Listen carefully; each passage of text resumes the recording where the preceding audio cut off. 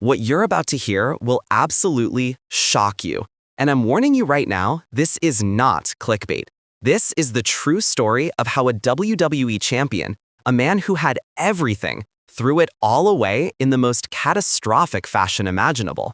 Alberto Del Rio. Remember that name? Of course you do. He was destined for greatness. Four-time WWE champion, Royal Rumble winner, million-dollar cars, designer suits, the entire world at his fingertips. But here's what WWE doesn't want you to know. Here's what the mainstream media refuses to tell you. This man didn't just fall from grace. He didn't just make mistakes. He orchestrated one of the most disturbing downfalls in professional wrestling history. And by the end of this video, you're going to be furious about what he got away with for so long. I'm talking about allegations that will make your blood boil. I'm talking about a pattern of behavior that the industry protected. And I'm talking about how this man went from main eventing WrestleMania to facing decades behind bars. This is WrestleScope, and buckle up because the Alberto Del Rio story is about to get real. The Golden Boy. Let me take you back to 2010. Vince McMahon had a problem, a big problem. The WWE was desperate for the next big Latino superstar. Rey Mysterio was getting older. They needed fresh blood. They needed someone with charisma, with lineage, with that it factor. Enter Alberto Del Rio. Born Alberto Rodriguez in May 1977 in San Luis Potosí, Mexico, this man had professional wrestling running through his veins. His father, the legendary Dos Caras. His uncle, the iconic Mil Máscaras. This wasn't some random guy off the street. This was wrestling royalty. Del Rio trained in Mexico City, paying his dues in the Mexican independent circuit under the name Dos Caras Jr. He was good, really good. He worked for CMLL, one of Mexico's premier wrestling promotions, and made a name for himself in Japan wrestling for All Japan Pro Wrestling. But it was his time in AAA, Mexico's answer to WWE, where he truly became a star. He held multiple championships. He had the look, he had the talent, and most importantly, he had the pedigree. WWE came calling in 2009, and by 2010, Alberto Del Rio made his debut with a gimmick that was absolutely perfect for him. He was a wealthy aristocrat. He drove luxury cars to the ring. He had a personal ring announcer in Ricardo Rodriguez. Everything about his character screamed excess and privilege. And you know what? It worked. Within months, Del Rio was winning the Royal Rumble. Think about that. How many superstars can say they won the Royal Rumble in their debut year? Stone Cold Steve Austin needed years to get there. John Cena needed years. But Alberto Del Rio? He won it in 2011, just months after his television debut. At WrestleMania 27, he faced Edge for the World Heavyweight Championship. He lost that night, but it didn't matter. WWE was all in on Alberto Del Rio. They saw him as the future. They saw him as the bridge to the lucrative Latino market. They saw dollar signs. And then, in August 2011, it happened. Alberto Del Rio cashed in his Money in the Bank contract on CM Punk and became WWE Champion. Not Intercontinental Champion, not United States Champion, WWE Champion, the top prize in the industry. He was on top of the world. He had 4 separate WWE Championship reigns. He won the World Heavyweight Championship twice. He main evented pay-per-views. He was making millions of dollars. He had the respect of his peers, the admiration of fans worldwide, and the full backing of the most powerful wrestling company on the planet. Life was perfect for Alberto Del Rio. But here's what you need to understand. Behind the scenes, something was already brewing. Something dark. Something that would eventually tear down everything he built. The cracks begin to show.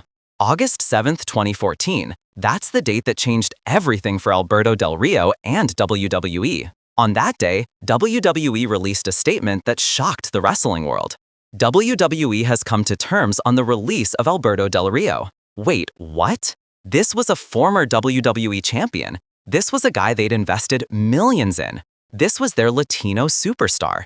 And they just fired him? The official story was murky at first. WWE claimed it was a mutual decision.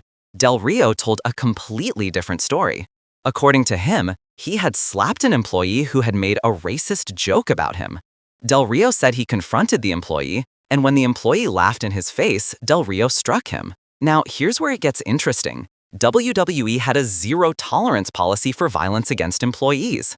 But Del Rio painted himself as the victim. He was the one who'd been racially abused. He was the one standing up for himself.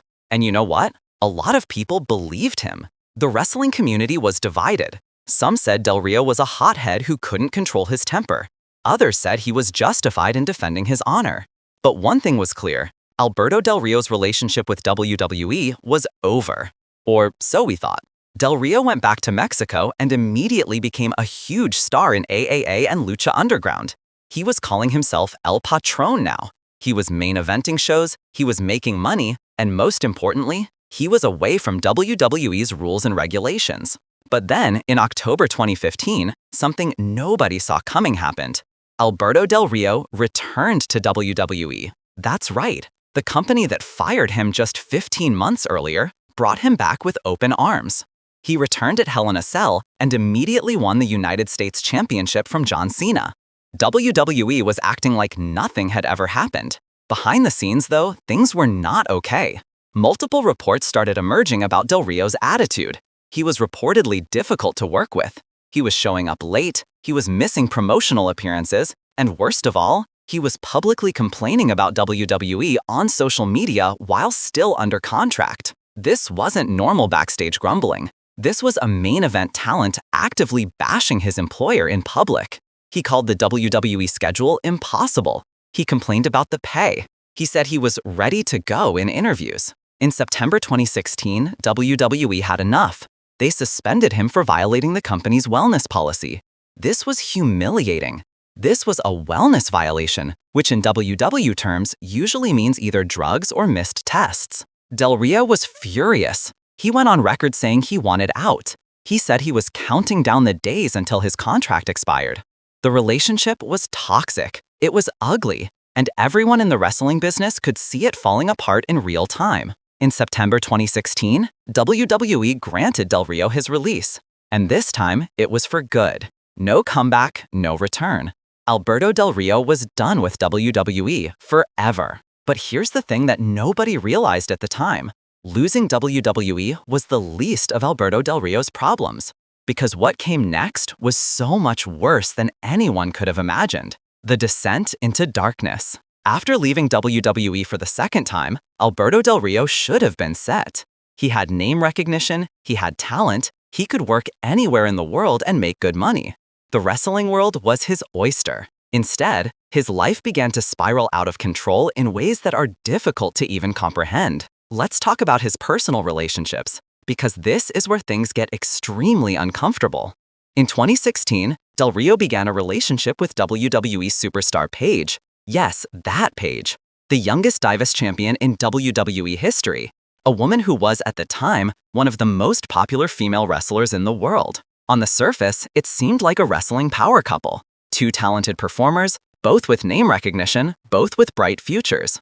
But behind the scenes, this relationship was toxic from day one. Reports started emerging about violent arguments, about jealousy, about controlling behavior.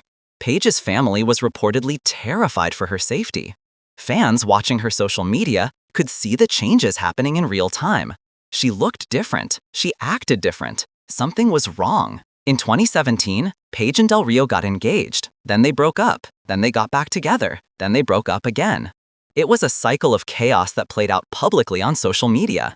And through it all, there were constant rumors about what was really happening behind closed doors. Multiple sources close to the couple reported incidents of domestic disputes. There were 911 calls, there were police reports, and there were disturbing allegations that painted Del Rio as controlling, aggressive, and volatile. But here's what makes this even more disturbing.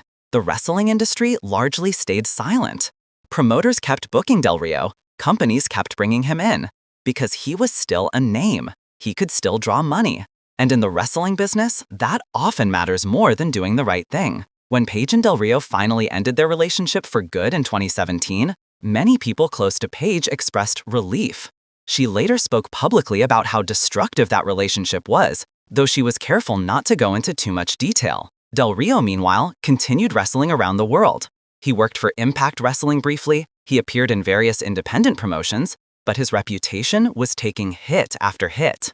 Stories about his behavior, his attitude, and his treatment of others were becoming impossible to ignore. And then, in May 2020, the story that would destroy Alberto Del Rio's career forever finally broke. A woman in San Antonio, Texas, came forward with allegations that will absolutely turn your stomach. She claimed that Del Rio had sexually assaulted her in a horrifying incident that involved restraints, threats, and unimaginable violence. According to the police affidavit, the victim stated that Del Rio had tied her up, assaulted her for hours, and threatened her life if she reported him to authorities. The details in the police report are graphic. They are disturbing. They're the kind of thing that makes you question how someone could be capable of such acts. Del Rio was arrested and charged with sexual assault, a second-degree felony in Texas that carries a potential sentence of 2 to 20 years in prison. Let that sink in for a moment. This man went from being WWE Champion, from main eventing WrestleMania,